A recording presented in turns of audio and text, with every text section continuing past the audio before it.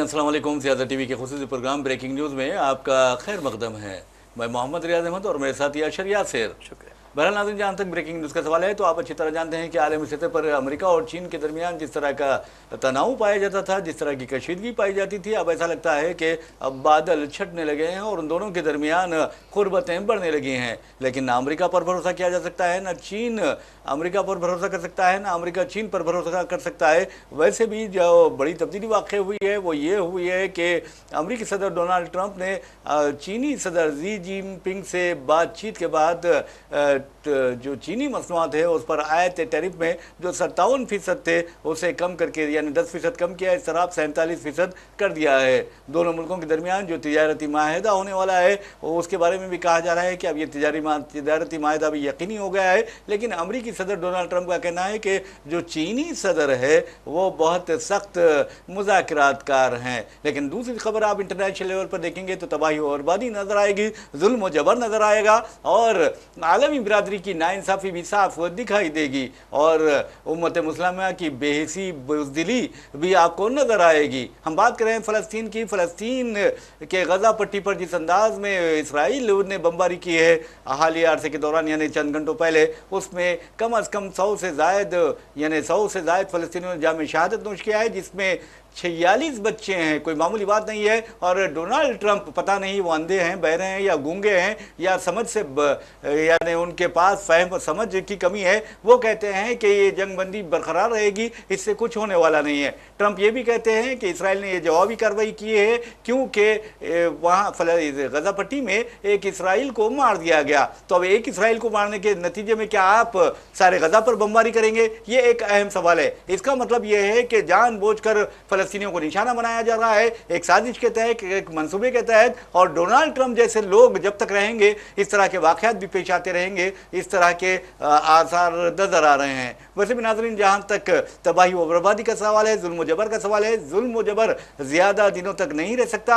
हो सकता है कि इसराइल की तबाही व बर्बादी का वक्त आ चुका है, क्योंकि जिस अंदाज में फ़लस्तीनियों को निशाना बनाया जा रहा है, उनकी नस्ली तथहीर की जा रही है, उनका कत्लेआम किया जा रहा है। अब अंदाज़ा कीजिए कि आप जंगबंदी करते हैं वो भी इंटरनेशनल लेवल पर। कतर, तुर्की, मिस्र, तुर्किया और मिस्र इसकी सालिसी का किरदार अदा करते हैं। लेकिन अब वो लोग ये सवाल नहीं करें कि आखिर एक इसराइली के बदले आप 100 फ़लस्तीनियों को शहीद कर देंगे। ये एक बहुत अहम सवाल है। लेकिन अक़वाम मुत्तहिदा की एक जो लीडर हैं, अक़वाम मुत्तहिदा की एक तंजीम की जो ओहदेदार है, उसका कहना है कि ये तो इंसानियत की तौहीन है जो गज़ा जंगबंदी माहिदा किया गया है, एक तरफा है। और ट्रंप जो है इसराइल के खिलाफ कुछ सुनना नहीं चाहते, कुछ करना नहीं चाहते और ना ही करते हैं। जबकि आप देखेंगे कि गरीब और मजलूम और कमज़ोर तो नहीं कह सकते फ़लस्तीनियों को, क्योंकि जो जानों का नजराना पेश करते हैं वो कमज़ोर हरगिज़ नहीं हो सकते। क्योंकि फ़लस्तीनी आज सारे आलम इस्लाम के लिए मिसाल है कि बैतुल मक़दस के लिए, अब अर्ज़ मुक़द्दस के लिए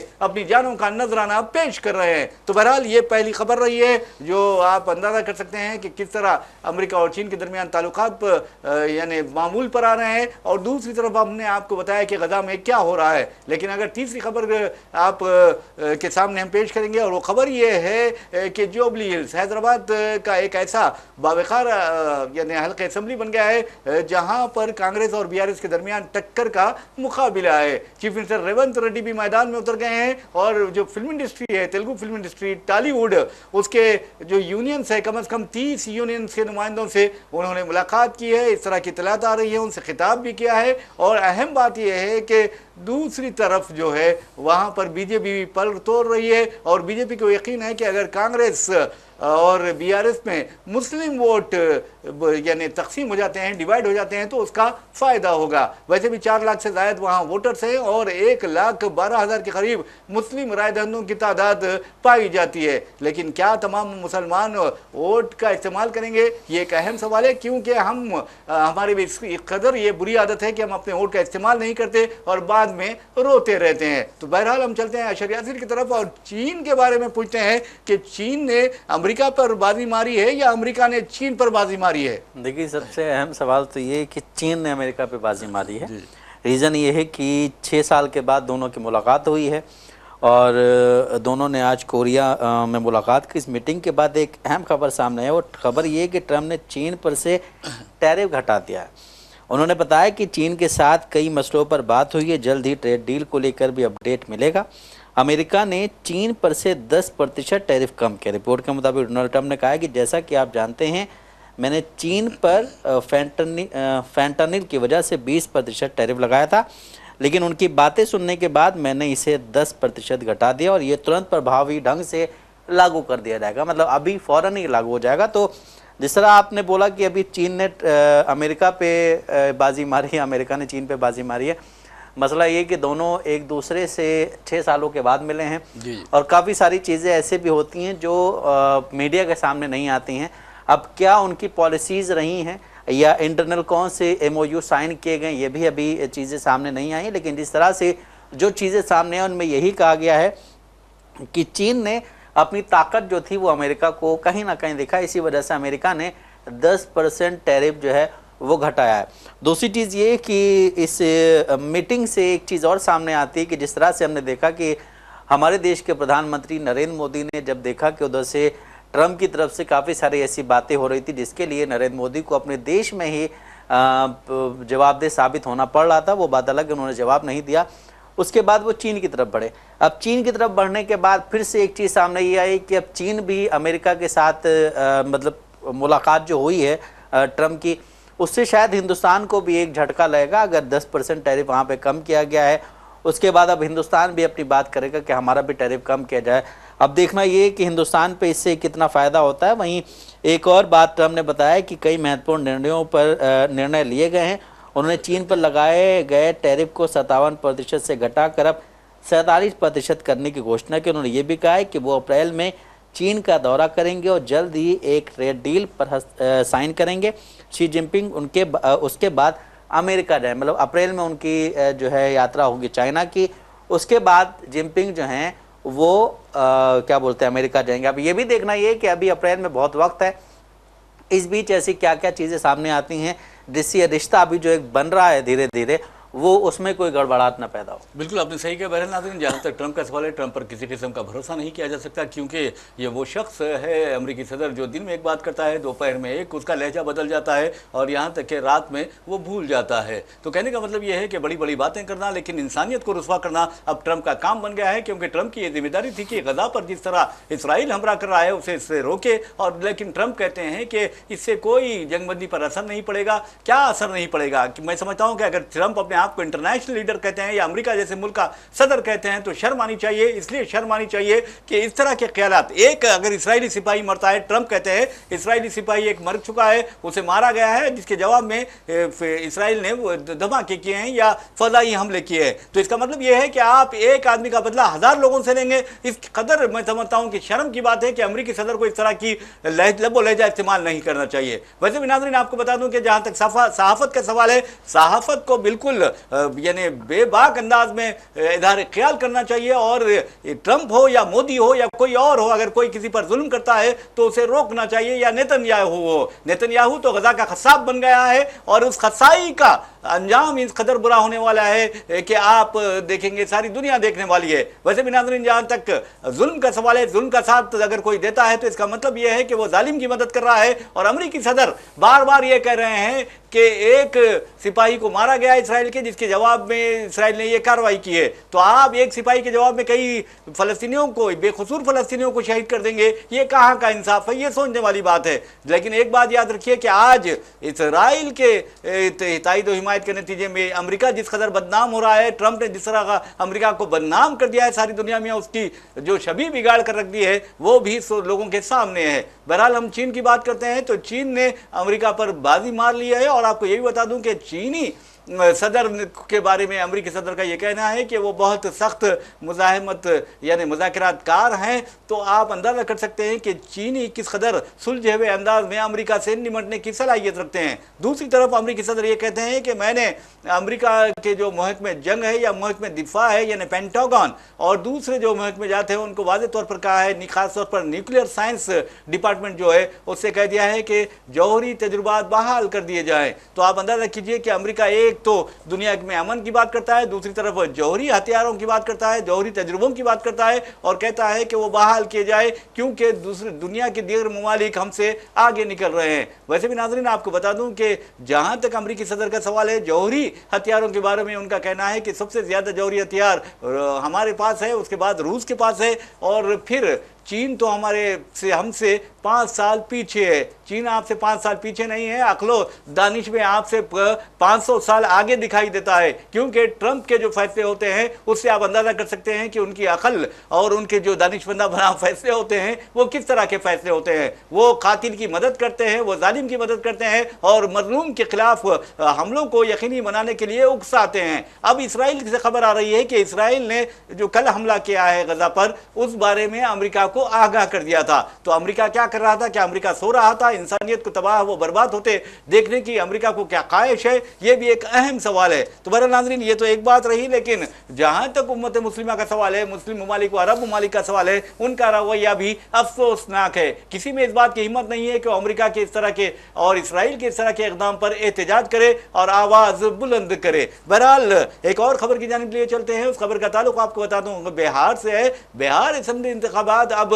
बीजेपी के लिए करो या मरो वाला मामला बन गया है। वज़ीर आज़म नरेंद्र मोदी भी चीख व पुकार करने लगे हैं, अमित शाह की भी चीखें सुनाई दे रही हैं और दूसरी तरफ राहुल की पुकार भी हमें बिहार से सुनाई दे रही है। राहुल ने वादे तौर पर कह दिया है कि अगर वज़ीर आज़म का बस चले तो वोटों के लिए वो स्टेज पर डांस भी कर दें। तो अब अंदाजा कीजिए कि वज़ीर आज़म के बारे में किस तरह तीखा रिमार्क और सख्त रिमार्क राहुल गांधी ने किया है और आप अंदाजा कर सकते हैं कि आवाम के ख्याल में भी ऐसा ही है। तो बहरहाल 243 रुकनी बिहार असेंबली के लिए 2 मरहलों में इंतखाबात होने वाले हैं, 6 नवंबर को और 11 नवंबर को। और आपको ये भी बता दूं कि जहां तक सीमांचल के 4 अजला का सवाल है यासिर, वहां पर तकरीबन जो नशिस्तें हैं 24 नशिस्तें हैं और जो पहले मरहले में 91 वो जो होने वाली हैं, यानी सीटों पे इलेक्शन हो रहे हैं, ये तो दूसरे मरहले में होंगे। तो बहरहाल बिहार के जो इंतखाबात है बहुत यानी दिलचस्प रुख इख्तियार कर चुके हैं और ये भी कहा जा रहा है कि बीजेपी ने अभी तक बहैसियत चीफ मिनिस्टर नीतीश कुमार का नाम पेश नहीं किया और सिर्फ ये कहा जा रहा है कि 25 से 30 तक नीतीश कुमार इस तरह के वो नारे लगा रहे हैं। तो बहरहाल अब देखना यह है कि बिहार में क्या होता है, क्योंकि अब एक नौजवान यानी तेजस्वी यादव को बतौर चीफ मिनिस्टर महागठबंधन ने अपना चेहरा या उम्मीदवार के तौर पर पेश कर दिया है और पूरी उम्मीद है कि इस मरतबा महागठबंधन को कामयाबी मिलेगी। लेकिन अगर इलेक्शन कमीशन के बारे में जैसा कि राहुल गांधी कहते हैं कि इन लोगों ने गठजोड़ कर लिया है, अगर इलेक्शन कमीशन और बीजेपी का गठजोड़ नहीं होता, हम तो यकीन नहीं करते इन चीजों में, लेकिन राहुल गांधी का कहना है कि ये हेरा फेरी करते हैं मिलकर। तो बहरहाल आप क्या कहते हैं? बिल्कुल सही सर, जिस तरह आपने बोला अभी कि नीतीश कुमार के बारे में चीज़ें अभी तक क्लियर नहीं है, उसी बीच एक बयान भी आया है कन्हैया कुमार का। उनका ये कहना है कि वहाँ पे तो महागठबंधन की सरकार बनने वाले बिहार में, ऐसा जो है कन्हैया कुमार का कहना है। लेकिन उन्होंने साथ ही एक बात और कही है, उन्होंने कहा है कि 14 नवंबर को जब परिणाम आएंगे, जब रिजल्ट आएंगे, तब बिहार को एक नई दिशा देने वाली सरकार बनेगी। कन्हैया ने नीतीश कुमार पर सीधा हमला बोलते हुए कहा कि जेडीयू को बीजेपी ही खत्म कर रही है, अगर गलती से एनडीए को बहुमत मिल भी गया तो भी नीतीश कुमार मुख्यमंत्री नहीं बने। उन्होंने कहा है कि सरकार चाहे एनडीए की बने या महागठबंधन की बने, मुख्यमंत्री जो है वो नीतीश कुमार नहीं बनेगा। दूसरी चीज़ ये भी, कल मैं एक खबर पढ़ रहा था जिसमें रिपोर्ट थी एक, उसमें सामने आया था कि बिहार में 1990 से कांग्रेस नहीं है। इस बार जिस तरह की कोशिश राहुल गांधी ने की थी वोटर अधिकार यात्रा निकाल करके, उससे एक चीज़ ये सामने आई थी कि कांग्रेस पार्टी के लिए काफ़ी सारा हुजूम उनके साथ खड़ा था और लोगों को कांग्रेस पार्टी में एक बहुत ही अच्छी चीज़ ये नज़र आ रही थी कि ये अगर इस बार इनको अगर अच्छे से हमने वोट दे दिया तो ये हमारी जो दुर्दशा है उससे हमें निकाल सकते हैं, जो हालात बिहार के उससे हमें निकाल सकते हैं। लेकिन सबसे अहम सवाल इसमें यह पैदा होता है कि आखिर जब टिकट बंटवारे का मामला आया तो उसमें ऐसी चीज़ें क्यों पैदा हो गई। दूसरी चीज़ एक ये भी है कि जब टिकट बंटवारे का मामला सामने आया था उस दौरान कांग्रेस पार्टी के ही वहाँ के लीडर्स ने यह भी इल्ज़ाम लगाया कि एलवरू जो वहाँ पे प्रभारी बनाए गए थे उन्होंने काफ़ी टिकट बेचे हैं। तो इसको लेकर के लोगों में नाराज़गी पैदा हुई है। और लेकिन अभी भी कांग्रेस पार्टी अगर अच्छे ढंग से वहाँ पे अपना कैंपेनिंग करती, जिस तरह अभी जो नॉमिनेशन जो स्टार कैंपेनर्स की लिस्ट निकली है उसके हिसाब से अगर अच्छे से कैंपेन हो तो शायद कांग्रेस पार्टी सर्वाइव कर पाए, क्योंकि 1990 के बाद से वहां पे आरजेडी जेडीयू यही दोनों लोग खेल रहे हैं। जी हाँ। अब जिस तरह से राहुल गांधी एक भारत जोड़ो यात्रा निकालने के बाद एक अलग रूप में नजर आए हैं सबके सामने, और उनके जो बयानात होते हैं वो पहले से बिल्कुल मुख्तलिफ होते हैं। वो बात अलग है, कल जो उन्होंने नाचने वाला बयान दिया था उसके बाद अमित शाह ने एक बड़ा बयान देते हुए कहा है कि राहुल गांधी ने देश के प्रधानमंत्री नरेंद्र मोदी का अपमान किया, उनकी मां का अपमान किया है, और जब जब राहुल गांधी ने देश के प्रधानमंत्री का अपमान किया है तब तब हमारा कमल खिला है। जी जी, लेकिन एक आप देखेंगे कि राहुल गांधी ने किसी का अपमान नहीं किया, मुझे ऐसा लगता है, क्योंकि राहुल गांधी के बारे में ये कहा जाता है कि वो किसी के यानी अपमान नहीं करते, यानी उनकी तौहीन नहीं करते, रिस्पेक्ट देते हैं। वज़ीर आज़म का तो ख़ास तौर पर रिस्पेक्ट करते हैं। आपने एक देखा कि एक मरहला वो भी आया था पार्लियामेंट में, खुद राहुल गांधी वज़ीर आज़म के पास पहुँचे थे और उनको गले लगाया था। हालांकि हमारे वज़ीर आज़म की आदत है, आदत नहीं बल्कि मैं समझता हूँ कि इस तरह की लत में मुब्तला है, वो जहाँ कहीं पर भी जाते हैं लपक जाते हैं आलमी लीडरों की तरफ और उनसे ज़बरदस्ती गले मिलने लगते हैं। तो इस तरह की आदत नहीं होना चाहिए। गले मिलना नहीं, जी जी, बिल बगलगिर हो जाते हैं, तो बहरहाल गले मिलते हैं, बगलगिर हो जाते हैं, मुसाफिया करते हैं और चीख चीख कर हंसना शुरू कर देते हैं। तो ये जो चीज़ें हैं उनके लिए बहुत ही, मैं समझता हूँ कि हिंदुस्तान की इमेज के लिए ख़तरनाक है। अब अंदाज़ा कीजिए कि चीनी सदर अमरीकी सदर पर हावी हो रहा है, लेकिन हमारे वज़ीर आज़म जाते हैं और ट्रंप के साथ बैठते हैं, सिर्फ 2 फीट का फासला होता है, ट्रंप गुस्सा करते हैं और वज़ीर आज़म नरेंद्र मोदी खामोशी इख्तियार करते हैं, मुस्कुराते रहते हैं। कितने बहादुर इंसान हैं वो। और हालांकि उन्हें बीजेपी का वज़ीर आज़म होने या फिर बीजेपी का लीडर होने या आरएसएस का लीडर होने पर उन्हें गर्व नहीं होना चाहिए, बल्कि हिंदुस्तान का वज़ीर आज़म होने पर उन्हें फ़ख्र होना चाहिए कि एक अजीम मुल्क के वज़ीर आज़म है, एक ऐसा अजीम मुल्क जिसने सारी दुनिया को रास्ता दिखाया था तरक्की का, एक ऐसा मुल्क जिसने तहजीब और तमद्दुन दिया था सारी दुनिया को, उस मुल्क के वज़ीर आज़म है। और दुनिया की सबसे बड़ी कंज्यूमर मार्केट अगर कोई है तो वह हिंदुस्तान है। और वज़ीर आज़म नरेंद्र मोदी आप देखेंगे कि किस तरह अपना सर झुकाए ट्रंप के सामने रहते हैं। यही वजह है कि राहुल गांधी ने वाज़ेह तौर पर कहा कि ये नरेंद्र मोदी नहीं बल्कि सरेंडर मोदी है, जिन्होंने अपने आप को सरेंडर कर दिया अमेरिका के सामने। अब अंदाज़ा कीजिए शी जिनपिंग की मुलाकात होती है तो 10% टैरिफ कम करने पर ट्रंप जो है वो मजबूर हो जाते हैं, लेकिन आप अंदाज़ा कीजिए कि यहाँ बार बार वज़ीर आज़म खामोशी इख्तियार कर रहे हैं और बार बार ट्रंप ये कहते जा रहे हैं कि मैंने हिंदुस्तान और पाकिस्तान के दरमियान 56 बार अभी तक उन्होंने बोल दिया है, जो ऑफिशियल अनाउंस जो किया गया वो 56 बार किया। तो 56 इंच का जो सीने की बात होती थी अब 56 बार वो भी पार हो गया है, और 50 जो हाफ सेंचुरी थी वो भी पार हो चुकी है, 56 इंच के सीने को भी उन्होंने पार कर लिया है। और वज़ीर आज़म अपनी जो बातें हैं वो सीने में दबाए बैठे हैं, लेकिन अब 56 इंच का सीना नहीं रहा है, मैं समझता हूँ कि 26 इंच का हो गया है, क्योंकि आवाम ने उन्हें बता दिया है कि तुम उस काबिल नहीं हो, क्योंकि 240 नशस्तों तक ही बीजेपी को महदूद करके रख दिया है। अब 2 सहारे, 2 बैसाखियाँ हैं, और एक तो नीतीश कुमार, दूसरे चंद्रबाबू नायडू, और दोनों को वज़ीर आज़म नरेंद्र मोदी से कोई हमदर्दी नहीं है, बल्कि अपने मफादात से हमदर्दी है, अपने इख्तिदार से हमदर्दी है, और वो चाहते हैं कि हमारा इख्तिदार बरकरार रहे और ये यूं ही चलता रहे। वैसे भी वज़ीर आज़म नरेंद्र मोदी की उम्र 75 साल हो चुकी है, और 75 साल में इंसान की जो सेहत है वो रूबे ज़वाल होती है। और आप क्या कहते हैं सर? जिस तरह से जो इल्ज़ामात लगाए जाते हैं अपोजिशन पे, कि अपोजिशन हमेशा इस तरह के बयान देते, जिस तरह अभी हमने बताया आपको कि अमित शाह ने जो बात की है कि राहुल गांधी ने जो मोदी जी की मां का अपमान किया, देश के प्रधानमंत्री का अपमान किया है, उसको लेकर के अगर हम देखें तो बीजेपी ने भी कोई भी कसर छोड़ी नहीं है। लेकिन अगर हम बात करें अपमान करने की तो उसमें कहीं ना कहीं अभी भी बीजेपी जो है वो सर-ए-फ़हरिस्त नज़र आएगी। दूसरी चीज़ अगर हम देखें बिहार से रिलेटेड, तो बिहार में अभी जिस तरह की राजनीति चल रही है, बिहार में आपने बोला कि सीमांचल की जो 24 सीटें हैं उन पे मतदान अभी नहीं होगा, उन पे दूसरे फेज़ में मतदान होगा। रीज़न ये है कि अब सीमांचल में एक गठबंधन बना है जिसको GDA नाम दिया गया है, ग्रैंड डेमोक्रेटिक अलायंस। उसमें क्या बोलते हैं हम, यहाँ की पार्टी MIM भी है, और उसमें आज़ाद समाज पार्टी जो कि चंद्रशेखर आज़ाद की वो भी है, और उसमें स्वामी प्रसाद मौर्य की पार्टी है। अब ये देखना है कि वो कितनी सीटें लेके आएंगे या फिर वो नुकसान गठबंधन का करेंगे, क्योंकि वहाँ पे अगर PK अलग चुनाव लड़ रहे हैं, वहाँ पे अगर ये गठबंधन बनाया गया है, वहाँ पे अगर उत्तर प्रदेश के कैबिनेट मिनिस्टर OP राजभर अलग चुनाव लड़ रहे हैं, तो वो कहीं ना कहीं इन गठबंधन के लिए मुसीबत खड़ी करेंगे। वो गठबंधन, दोनों गठबंधन हो सकते हैं, महागठबंधन और NDA। रीज़न ये है कि अब वहाँ पे जब चुनाव होने हैं, चुनाव को लेकर के अभी भी चीज़ें सामने आ रही हैं कि बहुत ही बड़े बड़े सर्वे हो रहे हैं। उन सर्वों में कहीं पे तेजस्वी यादव को नंबर 1 दिखाया जा रहा है, कहीं पे PK को नंबर 1 दिखाया जा रहा है, इसको लेकर के जो बयान सामने आ रहे हैं आरजेडी की तरफ से या बीजेपी की तरफ से, तो उनका ये कहना है कि पीके अपनी ही पैसे दे करके लोगों से इसके लिए सर्वे करवा रहे हैं और उनका नाम आगे किया जा रहा है। क्योंकि पीके का भी एक बयान सामने आया था 2 दिन पहले। पीके ने कहा था कि यहाँ पे लड़ाई एनडीए में और जो है जनसुराज में है, यहाँ पे महागठबंधन तीसरे नंबर पे रहेगा। और कोई भी पार्टी हो हमेशा अपने जब इलेक्शन का टाइम आता है तो अपने आप को आगे ही रखती है। लेकिन जिस तरह का पीके का बयान सामने आता है उसके बाद एक और सर्वे सामने आता है, उसमें यह भी कहा जाता है कि पीके की पार्टी को 10 से भी कम सीटें मिलने वाली हैं और इससे पीके को अभी शांत हो जाना चाहिए, चुपचाप बैठ जाना चाहिए।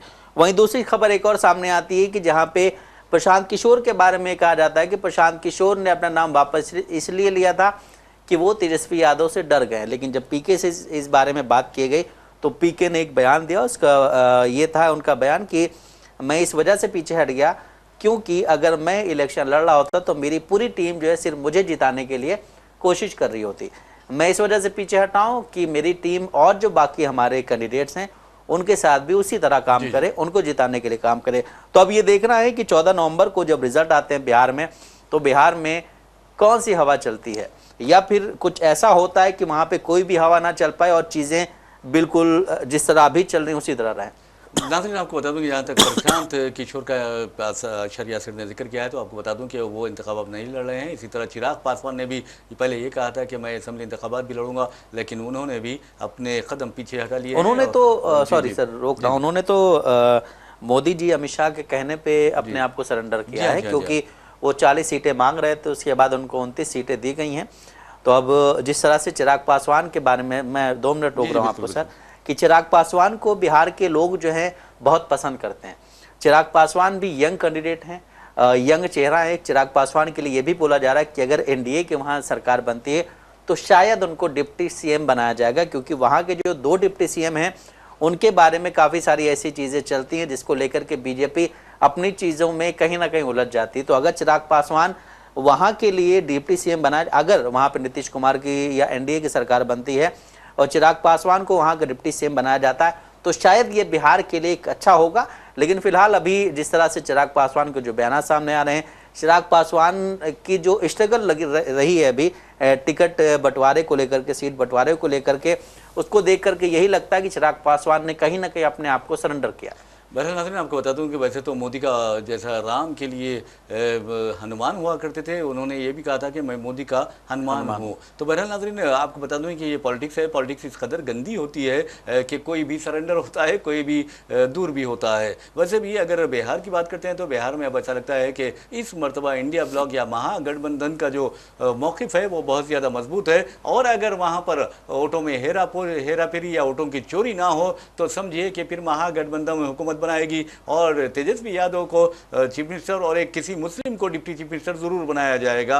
वैसे अभी तो ऐलान नहीं किया गया है, लेकिन वहाँ जो आबादी है मुसलमानों की तकरीबन 18% आबादी है और ऐसे में कोई भी मुसलमानों को नज़रअंदाज नहीं कर सकता। अगर महागठबंधन भी जीतती है तो मुसलमानों के बलबूते पर जीतेगी और अगर एनडीए हारेगी तो मुसलमानों के बलबूते पर हारेगी। ये हमें दिखाई देता है। वैसे भी अगर फिरकापरस्त दरिंदों की बात करते हैं तो हम आपको लिए चलते हैं उत्तर प्रदेश। उत्तर प्रदेश बदनाम हो रहा है और योगी आदित्यनाथ ने तो पूरी तरह उत्तर प्रदेश को बदनाम करके रख दिया है। योगी आदित्यनाथ का एक पार्टी का एक अजीब व गरीब लीडर है जो साबिक में एमएलए रह चुका है। मैं बात कर रहा हूं रघविंदर प्रताप सिंह की, जो बकवास कर रहा है। अब फिलहाल वो खबरों में आ चुका है और आप देखेंगे कि ये लोग इसलिए खबरों में आते हैं ताकि खबरों में जाएं। तो बहरहाल अब कहने का मतलब ये है कि उसने कहा था, हिंदू नौजवानों को ये मशवरा दिया था कि 10 लड़कियां लाओ और नौकरियां पाओ। मुस्लिम लड़कियों के अगवा की उसने तरगीब दी थी। लेकिन अफसोस की बात यह है कि योगी आदित्यनाथ की हुकूमत में जहां पर मुसलमानों के घर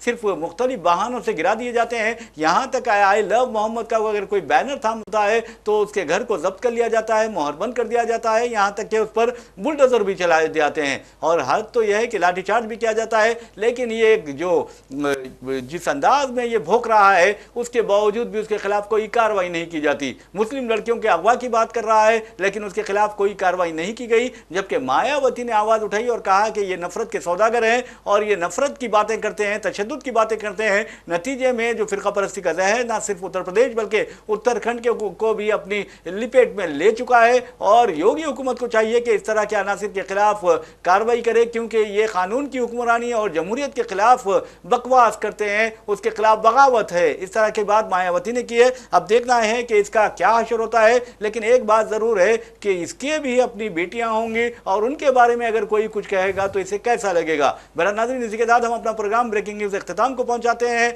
अपने मेजबान मोहम्मद रियाज अहमद और मेरे साथी अशर यासिर को इजाजत दीजिए। इंशाल्लाह फिर मुलाकात होगी, फिर बात होगी। तब तक के लिए अल्लाह हाफिज।